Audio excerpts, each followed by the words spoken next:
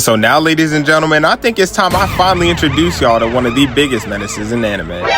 Kid Buu, the ultimate menace of Dragon Ball.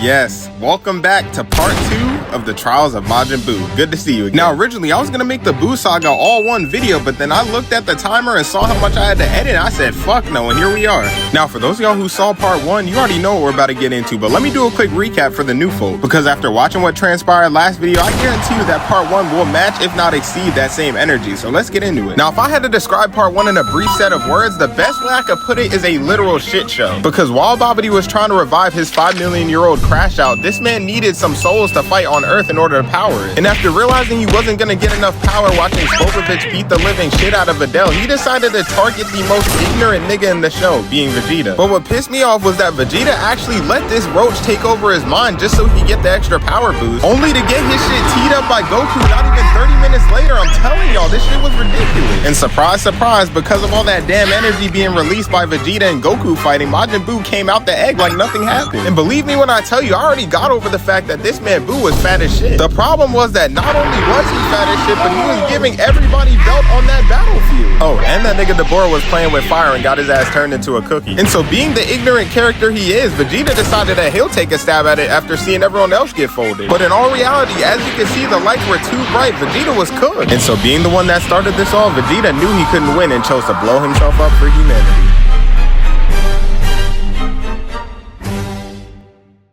So yeah, as of right now, I'm sure it's no surprise to y'all that this man Buu is overpowered, because you have to be a true menace to force one of the most prideful niggas in the show to off himself to think he has a chance at winning. And although Vegeta's sacrifice was much appreciated, I am pained to tell y'all that that shit did not work, because when Piccolo returned to the battlefield to scope things out, it turns out this man Buu had regenerated and was back to normal. But here's where things start to get interesting, because a few episodes later, Buu had met Mr. Satan and acquired a dog. And through this interaction, we realized that Buu liked Mr. Satan and actually enjoyed the dog as well. So somebody please explain to me why they had to have Buu's dog get hard scoped by a bounty hunter. Because after feeling pain from watching his dog get sniped, Buu's evil half couldn't take any more of this. Which actually brings us to our next fight on the list. Buu versus Buu.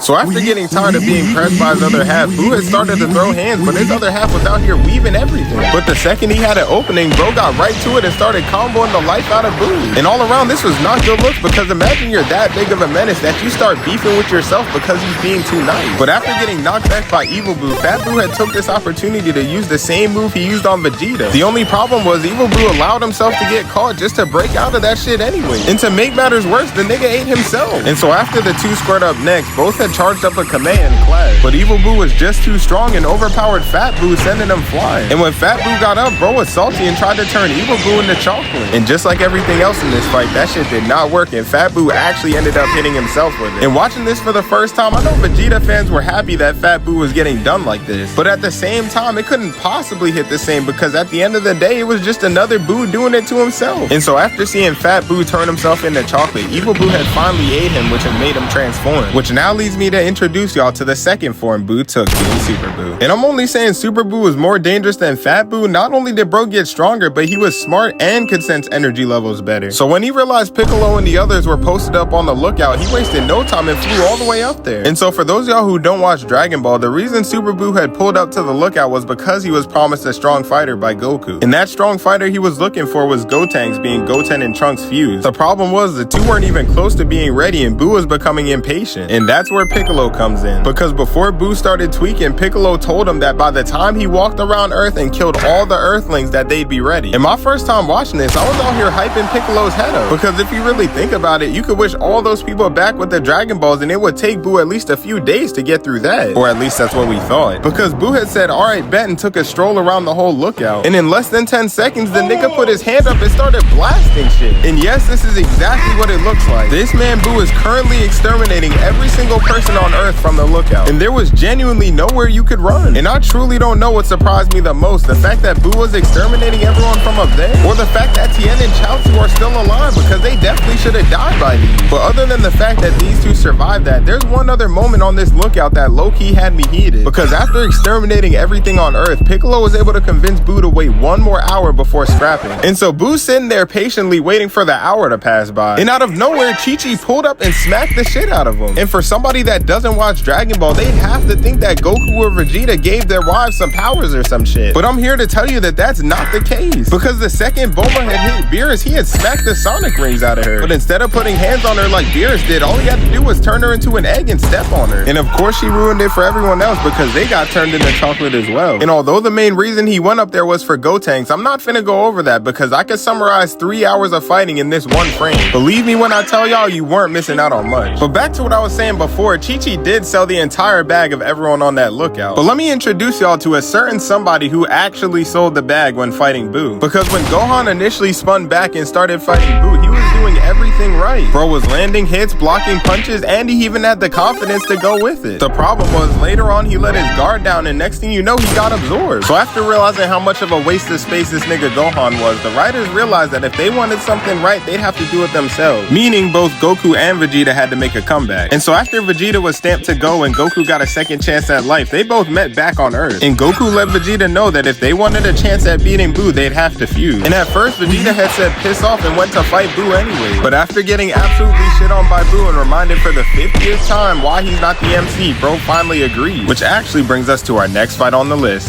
Vegito versus Buu.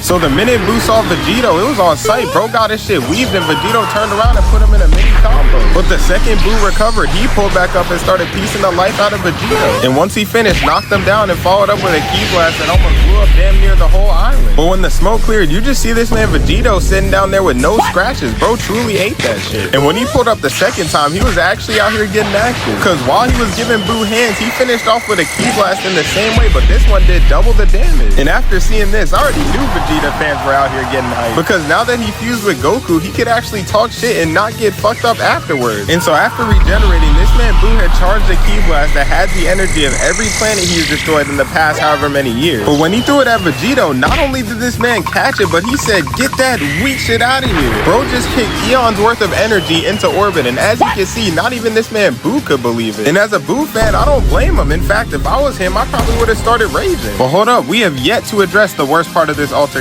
Because after Buu turned Vegito into candy, niggas just thought it was game over. I mean, shit, I did, and I was getting ready to add him to my biggest list of sellouts in Dragon Ball. But it turned out that they had full control of that little Hershey drop and started beating the shit out of Buu. Honestly, to summarize this whole fight, the best way to describe it is one big skill issue. And to save y'all some time, Goku and Vegeta had allowed themselves to get absorbed so they could go in and rescue everyone. And by doing so, had killed the current Buu but awakened a literal demon. And so now, ladies and gentlemen, I think it's time I finally introduce y'all to one of the biggest menaces in anime, Kid Buu, the ultimate menace of Dragon Ball.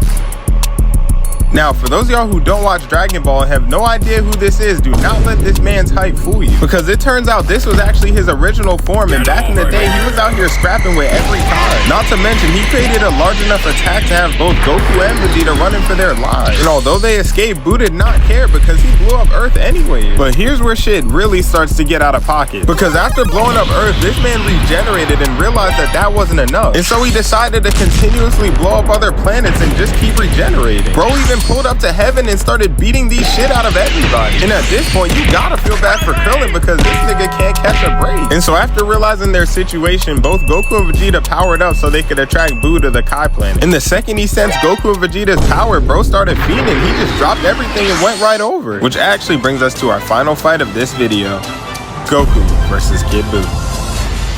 So once Goku was ready to fight, he looked over at this man Buu only to find out that bro was asleep. And off rip, I'm just gonna say that this already adds plus 10 points to Buu's score of being a menace. Because imagine you square up to fight somebody and they're just completely knocked, not even ready to give you attention. And it wasn't until Goku powered up that Buu finally woke up and somewhat took him serious. So now we get to the actual fight, and this man Goku is actually out here getting creative. Instead of going for those basic ass combos, bro is out here doing flips and trying to find a weak point. And after that last kick, charged the ki blast at point blank blank range and shot it at him. And as you can see, this man Goku was on timing. Bro truly wasn't playing around. But it's no surprise, although Buu got toasted, he regenerated like nothing happened, and Goku knew this was gonna be a problem. And if I was Goku right now, I would low-key be raging, because how am I supposed to beat a nigga that just regenerates every time? But Goku in fact did not start raging and instead transformed into Super Saiyan 3. But Buu did not care, because despite seeing Goku's transformation, he still wanted to clash with him anyway. And these two squaring up had to be one of the most watched Dragon Ball fights of all time, because not only were we the viewers watching, but they had niggas in both heaven and hell spectating. And I'm sure both sides wanted Goku to win, because they knew if he lost, Buu would spin back for each and every one of them. And since we're talking about spinning back, once Goku ran out of energy, Vegeta saw this as an opportunity to get his revenge. And almost immediately, somebody had to help this nigga Vegeta, because bro was getting jumped. And bro must not have been watching Goku's fight, because he started spamming those weak-ass ki blasts that don't work, just for Buu to end up regenerating. To this day, I still stand by the fact that only Broly types can get away with this ki blast shit, because we all know that they do double damage. And the second Buu realized Vegeta had no idea what he was doing, it was rad. Because after blasting him, Buu just pulled up and started treating Vegeta like a human punching bag. And although Vegeta got his ass beat, I gotta give him an A for effort, because anything's better than that Broly movie display. And so now as we enter our final moments, we gotta talk about the downfall of Kid Buu. Because after Goku collected enough energy for his Spirit Bomb, he threw it at Buu hoping that it would erase him. But because Kid Buu was like that, he not only caught the ball, but he threw it right back at Goku. But unfortunately, Dragon Ball is just one of the worst shows to be a villain in, because no matter how bad you're working the MC, the writers are just gonna screw you over at the end of the day. And they did not hesitate to do Buu the same way, because they used the Dragon Balls to give Goku his full strength back. And by doing so, ends our video with Majin Buu taking the L.